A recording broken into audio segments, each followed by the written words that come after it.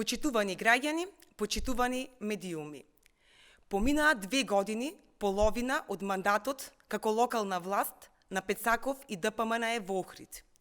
Заклучокот е поразителен. ДПМНЕ ги изневери граѓаните. Нема проекти, нема резултати. ДПМНЕ и Пецаков создадоа поголеми сметки за охриѓани за 40%. Поголема цена за паркинг, зголемени цените на услугите во пазар за 35%. Зголемена е цената за гробарина и гробни места за околу 75%. Наспроти ветувањата од ДПМНЕ и Пецаков, нема изградба на нова градинка, нито обнова на постоечките.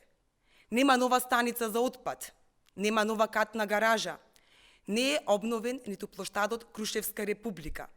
Нема нови 4 терени за баскет, нема нови спортски терени, нема бесплатен превоз за пензионери, ниту за лица со посебни потреби.